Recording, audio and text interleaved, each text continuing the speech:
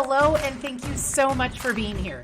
Welcome to the She Means Business podcast, where we bring together badass women business owners, industry leaders, and other aspiring women to celebrate their success and empower you. I am your host, Ashley Mistowski. I'm a business owner, wife, and mom of twin toddlers. Ambitious is my middle name. Join our email list and follow us on Instagram and Facebook. You'll find inspiring content, updates, and the chance to connect with like-minded individuals. Remember to leave a review and share how we've inspired you. Now, let's get to business. Welcome back to the She Means Business podcast. I'm your host, Ashley Mistowski. Today, we thought it would be super fitting. I don't know what happened to January, but I legit feel like it's never ending and it's never, ever, ever going to end.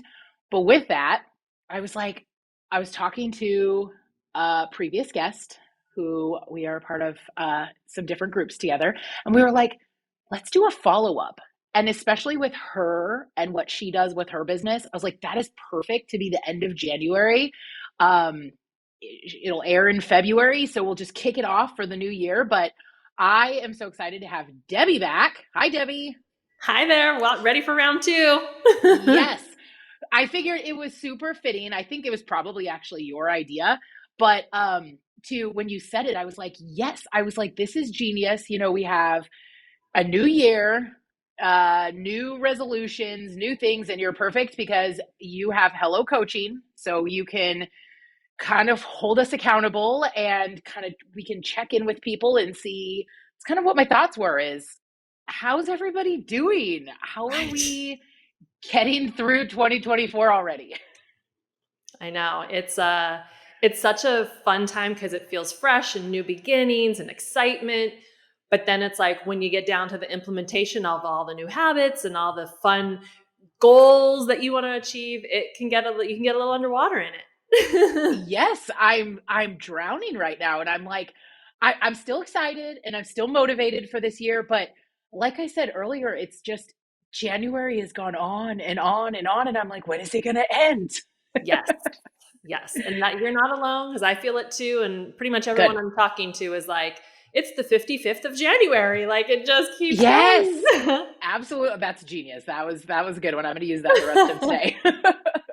So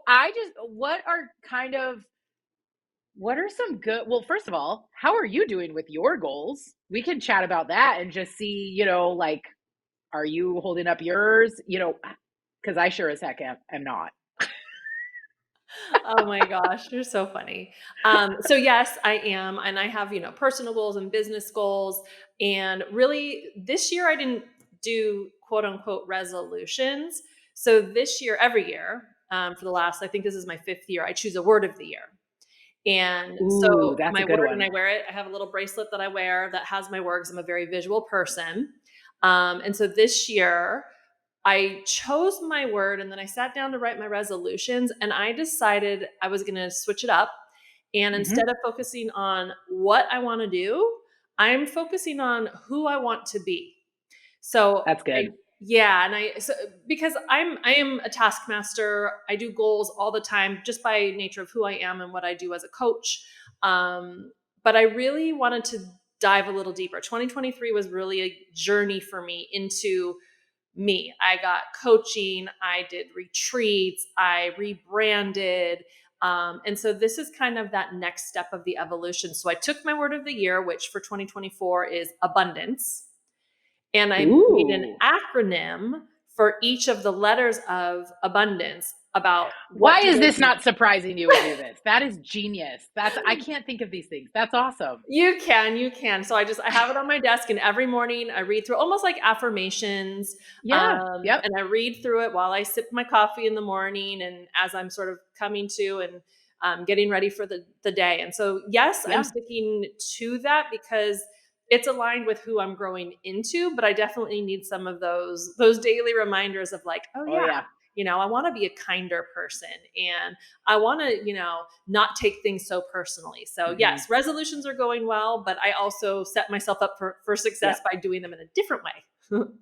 That's awesome. I've never been a resolution person. I don't think I've ever until you said that, I've just always been goal oriented. So here are my goals for this year, which I get are probably in the same realm, but I have learned to just slow it down a little bit. So I'm actually winning on that end, but we have a big project at work that's kind of kept me drowning, which I knew was coming. So it's harder. Well, I knew it was going to be hard, and it's all for positive. We're actually switching software systems, which is a big undertaking. That's massive. Mentally.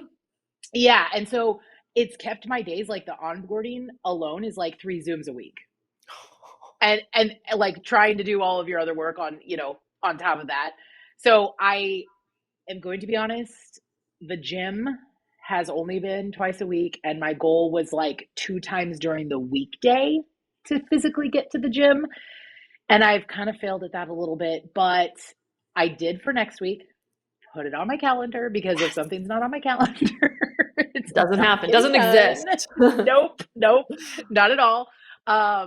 So, but you know what, you're right. Like in this year for me, I really like your word of, I'm going to be honest, I'm going to have to chat GPT this, to get some words, that you can go on like Pinterest and it'll give you a whole list. That's kind of how I started. I pulled a couple lists off of Pinterest, and then I would just read through the list, and I would make like a short list of words that resonated with me. And then from that short list, I would go through and think through like, how do they align with my goals and where I'm headed? And then I would pick my word. But I've always done a bracelet because I'm such a visual person. And it's a great conversation starter for our little networking group. Yeah. Oh yeah. Well, who doesn't love jewelry? So, and I love all of those like beads, and where it doesn't have to be fancy, expensive jewelry. So that's actually a great idea. That's good. Really good point.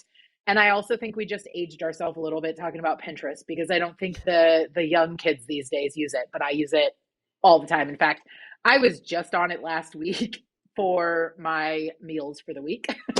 Absolutely. I still go to it, but it's funny because I'm in the process of launching a couple of new products, and someone said to me, "Oh, you should post some of this on Pinterest." Yeah. And I thought, I'm sorry, are we in 2017? What? Right. Pinterest? Right. Okay. That's bring it back. I love vintage. I love retro. Are we at? Yes. I'm like, who would have thought that this is who we are? I know. It's so, and the technology goes so fast that it's like, I still use it all the time, but not as a business to business or a business to consumer. I use it just as a consumer to consumer. So it's interesting. Yes. I'm like, ooh, well, and I used to use it for design and like, this is what I want my room to look like and decor, but then that's even too much for me, because I am visual like you, but like, I'm like, oh, I like this one, but then I like this one. And then I like this.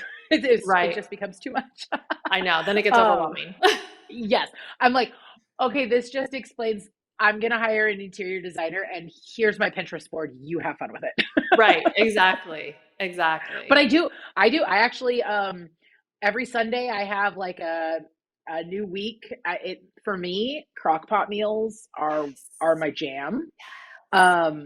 Summertime gets a little hard for that, but at the end of the day, by the time I get home, I've got like 15 minutes before the twins lose their mind. So if it takes more than 15, 20 minutes to make, it's not happening. Yeah. A crockpot and an air fryer, best friends. Yes. Like life-changing on those. So 100%. Love that word of the year.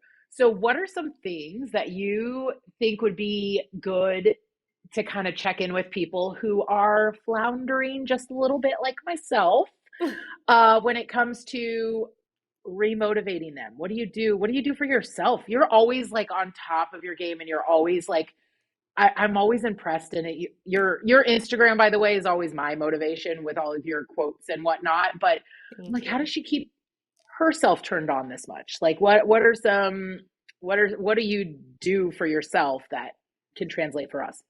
So one of the things that I've really learned is to put myself into spaces with people that know more than me. I don't want to be the smartest person 100%. In the room. Yeah, and when I was a little bit more, I don't know, younger, more naive in business, I wanted to be like, the teacher's pet. I know all the answers. I wanted to be. Now I'm like, if I know all the answers, I'm not in the right space. Like I need to keep. So I do a lot of trainings, the Zooms, the courses, and those really help. Podcasting. So every morning when I'm walking my dog, I'm listening to a podcast. And that's sort of my sweet spot in the morning. I'm super creative and receptive between about 7 and 9 in the morning. And so as I'm listening to podcasts, I'm getting inspired and I'll take notes on my phone of things that motivate me or creative ideas that I get. So that's really is just kind of the catch with that though, is we can be such consumers that we stop being creators. So you want to make sure that whatever format you're taking information in, that you're still taking those next steps to take action on paying it forward back into the world. And that was something I just noticed. Yeah. In January or earlier this month, cause it is January 55th, but earlier this month, I was like, gosh, I've been doing all these podcasts and all these trainings, and I've got pages, books of notes that I haven't gone through. So I told myself, I can't sign up for any more trainings until I get through what I've got. I mean, that's really smart. And what's funny is I am reading the same book that I think you already just got done reading. And I had the one you gave me at our book exchange. Yes. It's my new favorite book. It is beyond. Literally, I get done reading it and I'm like, and when I say get done, like the portion, because I haven't fully finished it, I literally have to stop and reflect and pause and be like actually digest in my brain all that I just took in, because the 10, 15, 20, 30 minutes that I'm reading that book, I literally get just pumped and so motivated. It is such a good book. And so, so should we say it? Should we say what it is? We should. Okay, we'll share it. Where shall I say it? 10 times. So 10x is 10x is easier than 2x. Easier than 2x. Yes. I was like, it's not the new. I know. I was like, wait. And then I realized I don't have it over here. It is so good. It just makes you think bigger. Yes. And it just and and here's the crazy thing is I've always known, right? Big picture. You have to see, the big picture, but then it's sometimes hard because you're in the nitty gritty, right? We're all business owners. Doesn't matter whether your business is a multi-million-dollar business. Doesn't matter if it's just a single owner and you have no employees. It doesn't matter. We have to think bigger. And so I'm still reading. I had to put it down. I had to finish my book club book. So I had to, put it down to read the, was it Considered a Love Story? But it was really good. And so now I'm picking it back up, but at nights I've been working on my project. So I have put it to the wayside, but you're right. My whole point to tie this all back in, since we just got wondering, is you are totally right. That is my motivation, and it pumps me up to get going and to get those goals back in line, because we all fall down, right? 2 steps forward, 1 step back. Exactly. And I think for people that maybe are listening that haven't kept up with their resolutions and they feel like guilt or shame or whatever emotion goes with that, 43% of people quit their resolutions by the end of January. So it's a high number. So they're not alone. 43%. 43% quit by the end of January. Yeah. So they're not alone. It's very normal. And there's a lot of reasons for that. They don't have accountability practices in place, or they didn't choose the right goals for them, or they chose these big picture goals, which is so amazing. But someone just asked me what my superpower was. And I thought that was such a fun question. And I said, my superpower is the ability to take something that's really big and overwhelming and that dream goal, that 30,000 foot view, and I'm able to reverse engineer it into actionable steps. And I think sometimes we get caught up in the fun and the dreaming of setting resolutions, but we don't map the steps to get there. And so there's so many reasons why resolutions fail. So for anyone that's listening, you're definitely not alone. And every day is a new day to start again and to take smaller steps, smaller bites, and start just making progress. For sure. And one thing I've learned as a mom is day by day. Take it day by day. Sometimes and hour find by the hour. Yes. Sometimes minute by minute when they're having a meltdown. And it goes on to 20 minutes and you're like, now what do I do? Right. It's definitely. It's just breaking everything down into manageable moments and then picking back up where you left off and keep it moving. Yep. And don't be a statistic. So just stop, realign yourself, get right back into it. And you know what? After this podcast, I'm going to finish the book. Like, so we're just going to get this done because it's so good. It just really makes you think. And that's awesome that I have like a list of podcasts that I have like just saved, the episode saved. And they're all in the different genres. And sometimes they're just really cool women. I actually could probably care less about their businesses. Right. And they're so good to just listen to. And there's always little takeaways. I have some podcasts that about moms and how to raise, I think it's called How to Raise Kind Humans, because that's a big thing I'm right in the middle of doing. Right. And then it's like, then switch gears to the business, but then switch gears to the fitness and how to moms find.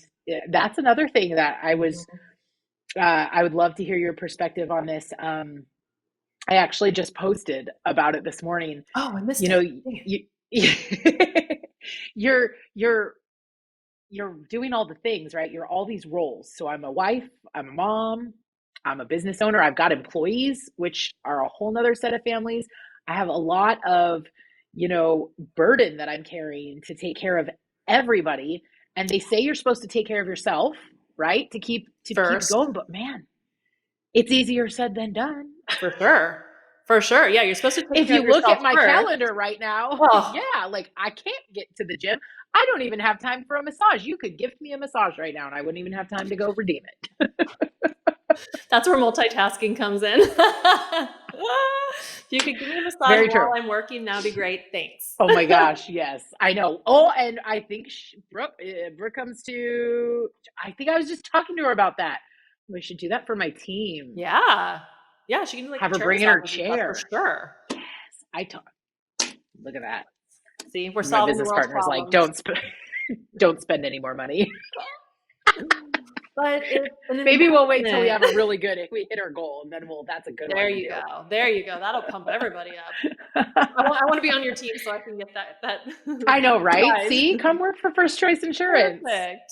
Get massages every Friday and the chair massage. Oh my gosh. Yeah, but when you're getting yelled at by clients left and right, it's, it beats you down. So sure. But then you could have somebody here and you're just, this is work. Keep yelling at me. That's fine. I'm still in a state of bliss right now. Right. In one ear, out the other. We've talked about whether you have a champagne vending machine, or I want, like, my goal in life is to have a champagne vending machine because I love bubbles. But in this stage of our life and where we're at with the business and the economy and the insurance market is just a straight dumpster fire, I want like a vodka or a tequila vending machine. I'm like, I didn't know you were a bubbles girl, because I think you usually go for the harder stuff when I see you. So that's good to know. Yeah, I will never turn down. I'm a Vouv girl. I will never turn down bubbles. That's good to know. All right. It's in the vault. Yeah, I know. So anything fun that you have planned for your business? What's kind of like your big reach or outlier, or whatever you feel compelled to share? Because I'm a big manifester. You throw it out, in the universe. And what are you on that end? So I've got a couple of projects coming up, which I'm so excited about. I've got some collaborations that we just launched. So I'm actually working with our coach, yours and my coach. And I'm going to be doing some accountability coaching for her clients. So awesome. I am pumped on that. And then for Hello Coaching, one of the things I really pride myself on is taking foods that are typically considered junk food or comfort food, that are typically higher in calories or fat, or, not the ideal macros, and reworking them so that they're still delicious and quick and easy and flavorful and yummy. And so I'm actually going to be launching hopefully March 1st. I just got the approval from my designer this morning. So awesome. like you said, I'll manifest it. March 1st, we're going to do sort of like a trial recipe book. There's going to be an Asian recipe. There's going to be a Southern recipe, and there's going to be an Italian recipe. Hello. Yeah. Carb friendly Italian. What? Yes, ma'am. Yes, ma'am. Because that's something like I had someone over for dinner last Monday night, and he was like, gosh, I don't really normally like coleslaw, but leave it to you to make it healthy. And I was like, yeah, I hear that all the time. Yeah. So I was like, I got to do something with that. And I love food. Like that's kind of I think a misconception about me is like, and you see me at dinners and stuff, like I can throw down. I love food, but I also love feeling really good. And so I had to find a way to marry those. And I want food to be fun and I want it to be approachable. So that was sort of my answer. And if that goes well, then I will actually launch a bigger book. Yeah. So I've got that coming out. And then I've got also a project. I don't know if I'm going to launch it. I was like, I'll launch it February 1st. That'll be perfect timing. I'm like, that's next week. So January 55th right is never ending. So it's really never is tomorrow. ending. Yeah, so I thought February was like 5 months away. Legit. It feels I might like push it to the 15th, but I'm going to be launching a free Facebook group. So my business name is Hello Coaching. So the free Facebook group is going to be called Well Hello. So it's a play on the company name of Hello, but it's also about wellness. So it's going to be awesome tips and tricks and recipes, but it's going to be a private community where, we all have different tips and tricks and ways that we use. So I'm going to launch it with kind of some, probably like a challenge or something like that. And then we'll really go into just daily tips, a great community to share. Because sometimes that can be intimidating to do on, Facebook as a whole. Yeah. So I want to make it a space because I get asked a lot of these questions or advice or resources, and I want to be able to provide that to people, even if I'm not their coach. But I really am such a firm believer that community is such an important part of that. So I want to marry those two, my expertise and a community. So I will be launching that hopefully by the 15th. So for any of those resolutioners that feel like they need more accountability and support, that might be a really good place to check in. Sometimes it's just being surrounded by the right people too, you're a product of your environment. You really are. And, back to what you said earlier, that is so true about not being the smartest person in the room. It takes a special, I can't even think of the word right now, but like to even be able to do that is a lot, and so it'll come to me. I've only had it in January 55th. It's usually like 3 to 4 coffees a day. And I've only we're going to title this episode January 55th. I think we do need to do that. Like what? But you really do, like you got to humble yourself and be in the room with, I don't ever like to really use the word dumb, but I want to be, the dumbest one in the room. Like I will learn from everybody. And it is humbling. Humbling's not the word I'm looking for, but it does take, you have to be willing to put yourself vulnerable. There we go. Vulnerable. You have to be vulnerable to be able to be open to doing something like that, because it's intimidating. Like you go in there and you have some business you see some business owners that are insanely, successful, and you're like, wait, am I at the same table as them? Like, wow.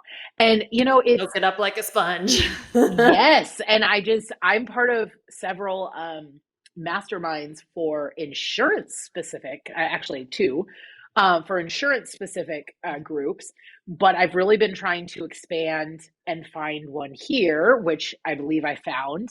And it's all different industries. And it was a bit intimidating too, because I'd never known these women. It is women specific. But there is like I believe they have one that's kind of like their partner that's a mix. And so I was interested in maybe attending one of those sessions too, because I think we can learn from, everyone. Yeah. And we don't know sometimes, what we don't know. So sometimes you'll hear someone say something, you're like, that never even crossed my mind. I never thought of it that way. It's so valuable. Yeah. And we really are, as small business entrepreneurs, we really are aligned with a lot of, bigger companies and corporate structures. You just, like, for example, I'm a small business owner, but we just went off of the EOS model. If you've ever read Traction, phenomenal book. I actually have to now reread it, but we restructured our agency, our kind of as a corporate structure going off of, the EOS model. But you can actually hire coaches that are specifically for your business, that are trained and approved by the system. And it's pretty cool, but it's like, I'm doing the same thing that this $500 billion corporation is doing, just a little bit smaller scale. Right. But that's what made them successful, right? They started somewhere. Everything's scalable. And if it's not, then maybe that's a problem. So absolutely. Yeah. So it's been a learning. I think there you go. It's like my thing. I love to learn. I love to continue. I'll never be the one that goes back to school. I was in and out in 4 years. I got my degree. I said I did what I was supposed to do. The rest, I still love to learn, but in different environments. Mm-hmm. So conferences, masterminds, just going to speaking engagements, motivational engagements, which I think you were just you flew in and out of LA in one day, right? For 1 day, landed at 7 a.m. Isn't that crazy that we can do? Isn't it so cool though? And it was probably felt weird. Experience. You're like, where's my luggage? I don't need one, but then I'm hopping right on. But and you did that because packer, so I'm usually like overflowing and like a hot mess with all my luggage and all my stuff hanging out of my bags. But I literally had a backpack. I threw my Remarkable in knowing I wasn't going to need it, but I just needed something to put in my bag because it was so empty. Like, ooh, side note, I don't mean to turn off that, but how do you like that? Jury's out. So I like it when I use it, but I am such a pen and paper girl. Like there is something about power of the pen. And so the Remarkable has the feel of a notebook. So I really like that. I've read that. And it syncs. If you have an iPhone, it actually syncs with your phone. So I like that. But I like to take notes in different places. I get brainstorms. I'll be blow drying my hair and I'll get a brainstorm. Well, I've always got my phone with me. So I typically put it in my notes app. Yes. And so that's the part where I'm like, okay, I need to, I think, set some parameters for myself. Sure. I use my Remarkable when I'm taking notes or when I'm in my mastermind or like that. Maybe with your clients or something. Yeah. But see, even with my clients, I put them in my notes because I work from anywhere. So when I was LA, I had a client call while I was at the airport and my phone's always with me. So it's the accessibility piece. And not that I can't access them in Remarkable, but then I'm like, okay, did I put that in Remarkable or Google Notes or iPhone notes? And so it's a whole, so I'm just trying to figure out what my flow is, but I do like it. I think we all are. Yeah. Okay. I see. That's exactly my problem. I'm like, I love pen and paper. I actually have an old school planner. But me too. I live off of my computer, but it is something about writing things down. And I don't know if it's just because it's us old people, because I guess we're old now. You're right. It does. But the young kids don't do it. So they don't push that. I mean, but I like on Sundays, I literally take my phone, put it next to me and write out my weekly thing on my weekly planner. Like, is that really a step that is actually necessary? But for some reason, it just helps trigger my brain to understand what the week looks like. I don't know. It's an interesting. Yeah. Okay. Yeah. I live by my phone and my calendar, but I take 1 day a week where I write it out and I write what my goals are and I plug it in and I write what my focus days are going to be. And I write what my, so I map it out very similarly on pen and paper. Okay. Well, we're either the only crazy people in the world or I'm more normal than I thought. I think you're more normal. There is, like I said earlier, power to the pen. There are proven results about when you write things down, you become so much more likely to achieve them. I forget what the percentage is, but I want to say it's like 70% more likely to achieve whatever you write down. So worth it. Yeah. You know what? That's right. And it's just, I don't want another, if it was like $100, I probably would have already got it, but it kind of like just made me step back a little bit and be like, okay, I have an iPad. Am I using that to its fullest extent? I got my laptop. I mean, I clearly use that on a daily basis, but do I need another thing to carry around? Do I need another, like my laptop notes app sync? That's what I use on my laptop too. So like if I'm talking to somebody running an insurance quote, if I need to make notes about their life or whatever, I still put it on my notes app, even though I have a management system that I take notes. I just copy and paste and drop it over, but it's just what's comfortable to me and what I know. So it's easy. Yeah. I kind of my podcast at the beginning of the year was, nobody really likes change, but I do like change. But it's sometimes hard when we're stuck in our ways, with certain things. I think there's a difference between change and whatever you want to call it, process or structure. Yes. There's so much freedom within structure. So if you find a structure that works for you, you then have the freedom to move things around because you know that your system works for you. So that's true. That's true. You know what? After this podcast, you're making me feel less and less crazy than what I initially was thinking about myself. That's hilarious. You're like, I'll invoice you later. No. All right. That's hilarious. Well, once January, so I'm excited to hear, and kind of now that you've manifested all your stuff for your business, I'm excited to kind of follow you along. Make sure we'll have your Instagram handle posted in the thing, but tell us the best ways to get in touch with you and how you can help, our listeners if they want to reach out to you. We have had you on the guest. They might not have heard the podcast, but tell them all, because you have a lot of different arms with Hello Coaching. So kind of maybe just do a overview of what you can do for people. Perfect. Thank you for the opportunity and the platform. So the best way to find me is at hellocoaching.info. That's my website, and everything else is linked there. All of my socials, my monthly newsletter, anything that we do, we pop up there, including podcast episode links. So if you missed the first one, it's linked. Yep. So yes, Hello Coaching is an umbrella. I basically have about 4 to 5 services. I offer health and nutrition coaching. Primarily what I focus on with people is weight loss. I have helped with weight gain. I have helped with other health and nutrition goals, but that is what the majority of people come to me for, is fat loss, muscle gain. I am a certified personal trainer. However, I have a very specific niche. I don't train Gen Pop.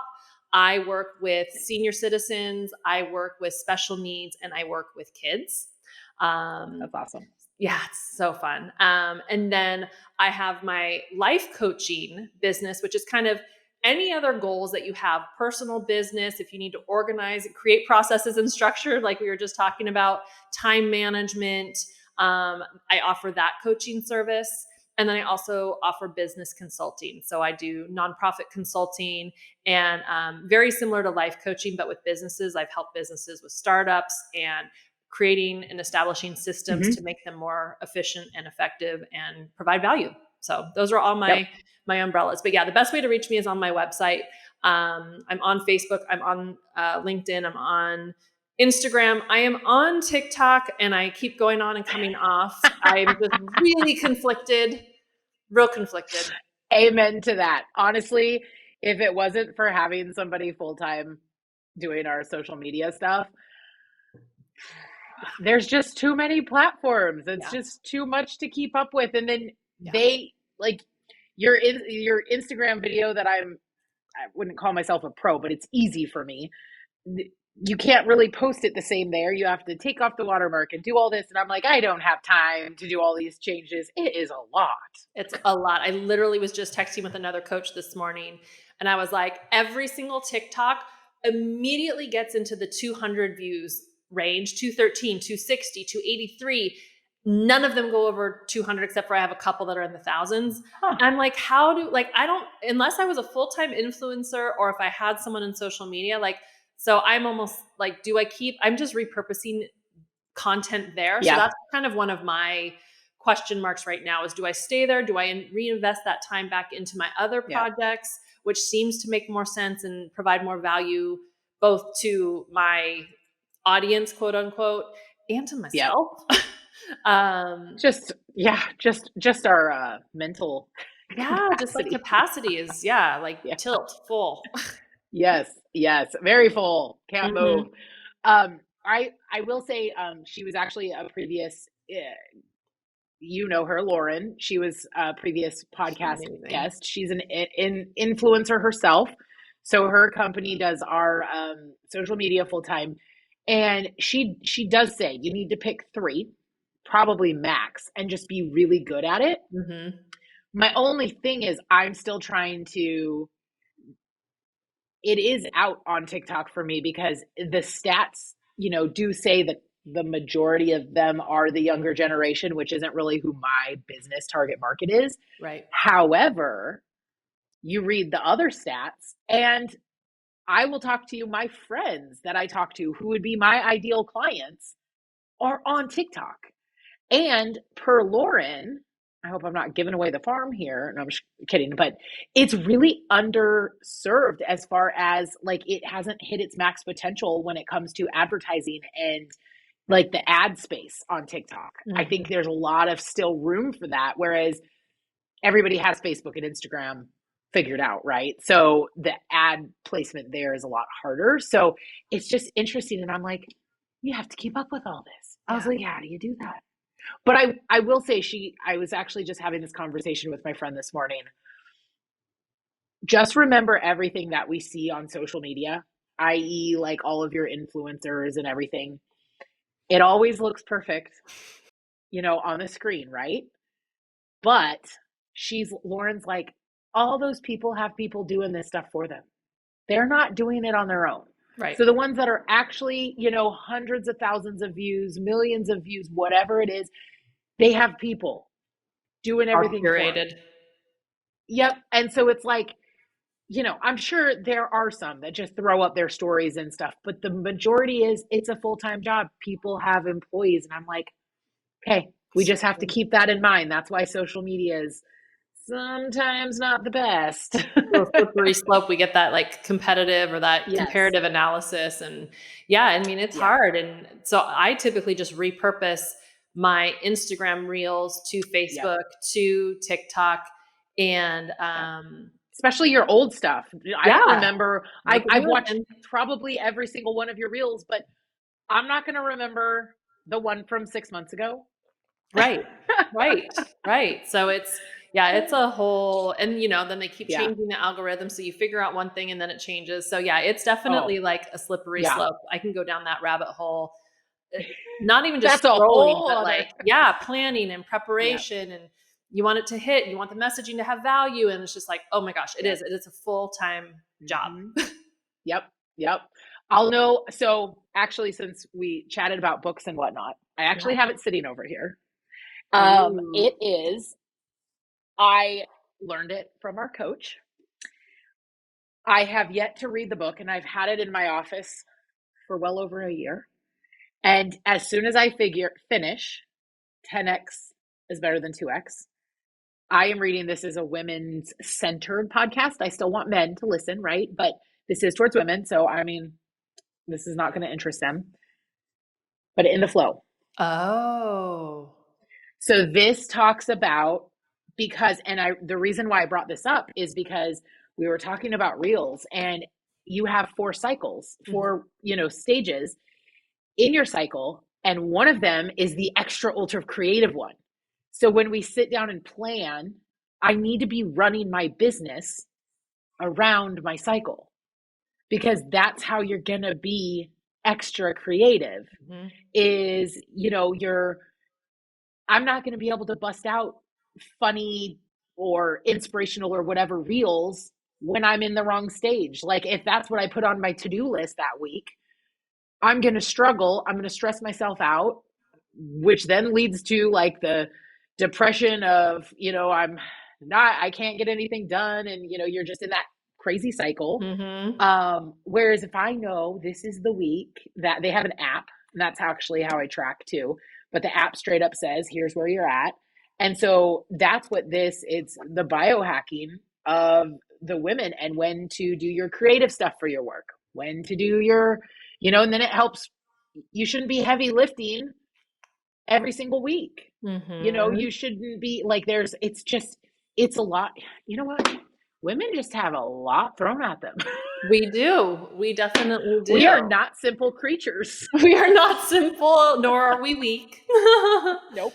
No, we are not. Nope. We are way stronger than most people think. We just have a lot more that we're battling. So we're going to have to read this. But I think that's what I was going to do, because I'm like, okay, I need to get this creative stuff, like for the podcast. And, I have Lauren for my insurance agency, but I don't really, for anything else. And I have another group, it's just like, it's a lot. So you have, okay, how do I segment myself? How do I separate my time? I'm the big vision, like you said, but not so much the underneath that. I'm like, I want to get here. Yeah. Absolutely. So it's like, how do you do the little steps? So it's, at least we learn and we figure it out. And these are little baby steps. And I know, we've chatted about our mental capacity being up here. And so I didn't want to start this book until I'm done onboarding, and my software at, the office my agency is a lot more put together. And then I can shift my focus and be like, okay, now I'm back to this owner. Now I'm back to how can I be super successful once everything's in place and you can see it, right? That's great awareness though, because a lot of people will just keep pushing, keep trying, and then either keep failing because there just literally isn't enough time in the 55 days of January, or or they just never get to it because they give up. So the fact that you have the awareness of, okay, I'm going to finish this project and then move on to the next is really, that's really great, like mental health awareness. So that's good. I think last year was the year of awareness. Like that's not my normal style. I would keep pushing normally, but I'm like, I really am at the max capacity. I'm like, I'll have to read it 3 times in a row if I were to start today, because I would probably only retain 10% of it. So at least, last year was definitely the year of awareness and the year of reflection. And the one thing that I always tell people is it's okay to make mistakes, and you definitely need to give yourself grace, but you have to learn.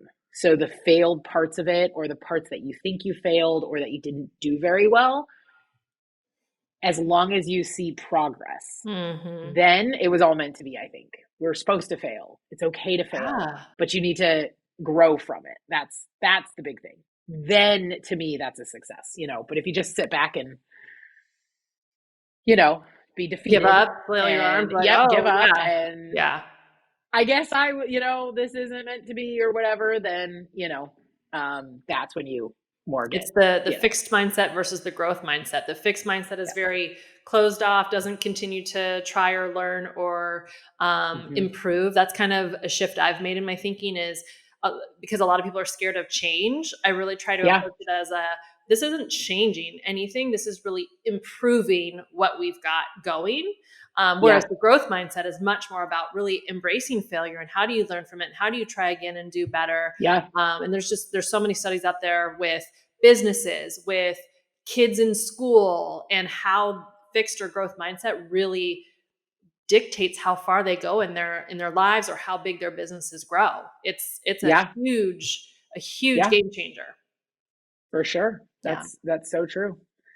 Well, we could probably sit and chat for hours. Totally. And we have. we go down whole different paths all the time. And I always love chatting with you. And I always love spending time with you in our groups. So I'm glad you brought this idea up. And I think it was perfect timing, especially from your perspective, as a coach. And I think we all just need a swift kick in the pants on January 55th to keep going and to keep plugging along. And I'm going to go after this. I am going to go find a word. I love that. And I hope people know that when I have guests on my podcast, I always have takeaways myself. And I always go implement them. And I'm like, oh, that was a great idea. She was genius on that. So see, you're putting yourself in the space to learn from people. And I think that's so amazing. You're leading by example. That's so beautiful. And this is so much better than a Zoom call with just sitting there listening all day. Whereas we're just interacting. It's so much better. So absolutely. Yeah. Well, thank you for coming on, and we'll have all of your information in here. Say your website again. hellocoaching.info. I had the difference. So awesome. Well, thank you, Debi, and we will chat soon. Yes, we will. Thanks for listening. I'm your host, Ashley Mostowski. Tune in next time for more inspiration and stories from women who've made an impact. Make sure to follow us on Instagram, Facebook, and YouTube. Special shout out to Little Dog Social Media for making all of this come together.